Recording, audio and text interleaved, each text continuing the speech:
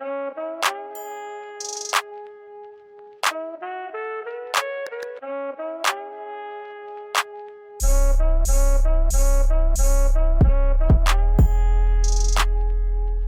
how's it going everybody? ExpatStacker, and in this video we're going to be going over a newspaper article from the Chosunilbo, which is a newspaper here in South Korea, and there are several English newspapers here, and from time to time they have articles about gold and silver, and I saw this the other day and I thought it was quite interesting.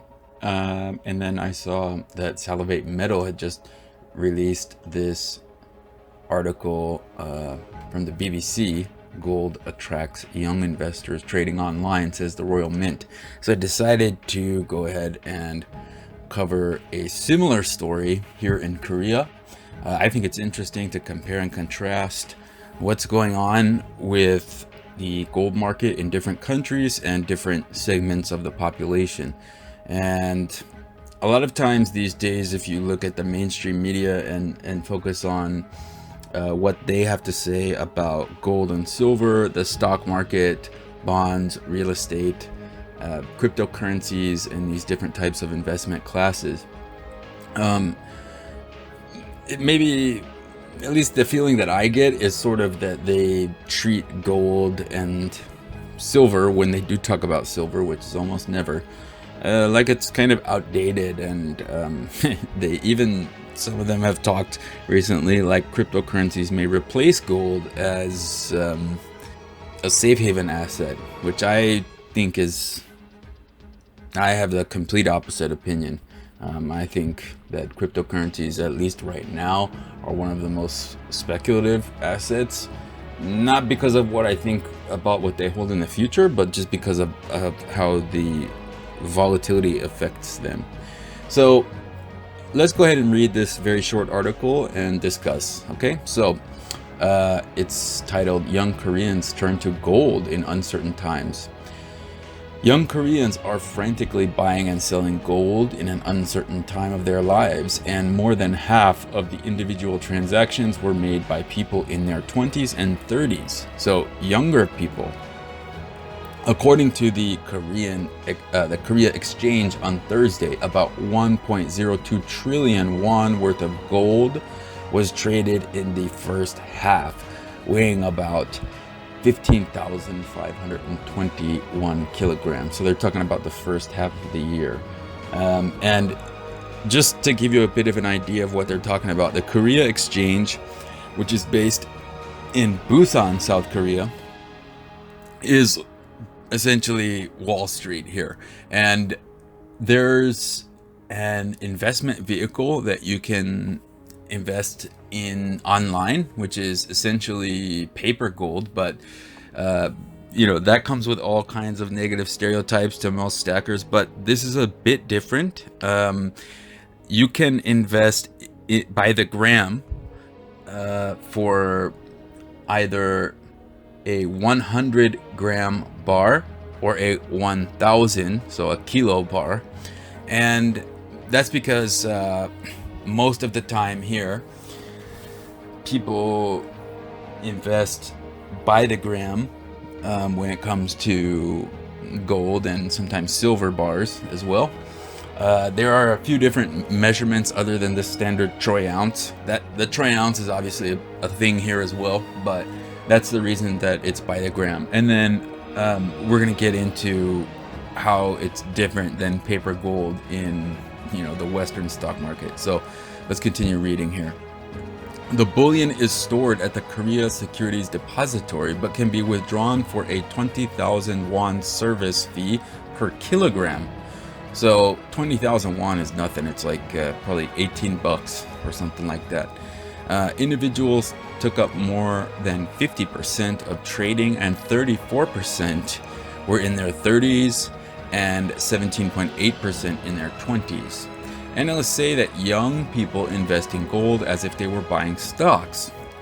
Okay, so that right there is a bit of an opinion, and I wonder why they're saying that.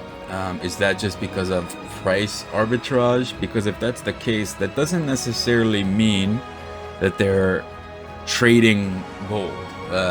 If they buy when the price is lower and sell when it's higher, and then buy again when the price is lower, that doesn't mean they're trading it like a stock. They're just trying to get a better price. And in the Korean stock market, instead of a capital gains tax, what they do is a transaction tax on every single transaction. I think it's a 0.01% of the total value of the transaction is taxed. And so instead of paying capital gains tax, they just get taxed that way. So if you're doing that by the gram, then that's obviously almost next to nothing. And sometimes when it is negligible, you do pay nothing. So let's now finish off the article here. The price is not even that strong at the moment, plunging to 64,120 won a gram last month. So that's probably like $60, down 3.4% from last December. And then they have the exchange rate here from when this article was written, which was not that long ago, like a week ago or so from the time I'm releasing this video. But the KRX, the Korean exchange, said people turn to safe haven assets like gold as the coronavirus pandemic drags on. We're dealing with the Delta variant right now, and people are realizing that it's not going away. Cryptocurrency price fluctuates.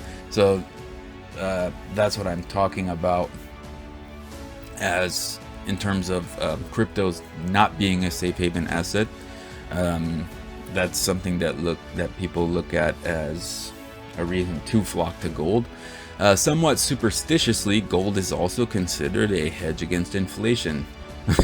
So that last sentence, history can be the real judge of that. I don't know who, this journalist Hong Joon-gi is, or why he thinks it's superstitiously that gold hedges against inflation, but I think if you really look at the track record,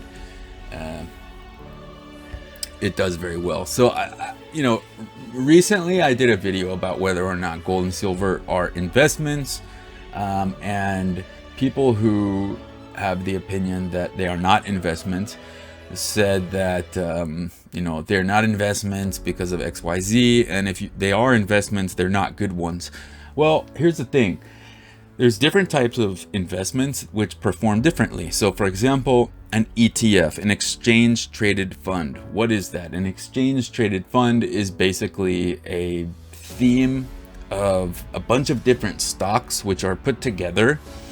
So let's say you're going with a tech theme, right? Like FANG, for example, Facebook, Apple, Amazon, Netflix, Google, a kind of play. Or there can be, basically anything. I mean, there's stocks on, there's ETFs on marijuana industry, whatever. So you take a theme, you put together a bundle of stocks, and you make this exchange traded fund. A lot of securities companies offer these products. There's a bit of a service fee for them. So why would you buy the ETF instead of just investing directly in the companies? Well, here's the reason why. An Amazon share is like over $2,000 or something right now. Google is also way up there, like 1,000 or something like that. So what these companies do is they'll give you a piece of the company that you want to invest in, so you don't have to pay this huge price, like over, investing in Facebook, Apple, Amazon, and all those companies, it would be, almost $10,000 maybe, right? But if you go through an ETF, the securities companies that offer the ETFs, they actually own the stocks. They're giving you a piece of those stocks. So, it creates more participation and access. It lowers the price entry. And it also mitigates risk a little bit, because when you invest directly into one company, you're risking whatever happens with that company. Right now, Activision Blizzard is having a scandal because of they had a suicide at the company, and the employees are protesting the way that they treat minorities and women and stuff like that. You know, so if you're invested in that company, their shares have plummeted. In China right now, they just basically banned EdTech, educational technology companies. There was a guy who is a CEO of one of those companies who's a billionaire, and he's not a billionaire anymore because they basically just banned that industry. So you're at the mercy of, you know, the risks of owning an individual company. But if you have an ETF, the risk is a bit more mitigated and spread out. There's also sometimes a service fee with these ETFs, so you actually have to pay to own them, but the idea is that they'll grow over time. So you pick a theme, you get interested in the market, you get educated, and you can invest in it that way. Now, you know, it could be more profitable to just invest in a single company. But ETF performs differently than a single company. And similarly, gold as an investment performs differently than, you know, a stock or a share in an individual company. So to say that gold and silver are poor investments because of the way that they perform, I think is just someone who has a different perspective and thinks that gold and silver and stocks and bonds and cryptocurrencies and real estate and all these different, you know, assets, they should all basically do the same thing, which is, you know, return profit very quickly. Gold appreciates over time, which is a point that one of my subscribers mentioned in the comment section of that video that I did. And so that is also something that makes it an investment as well.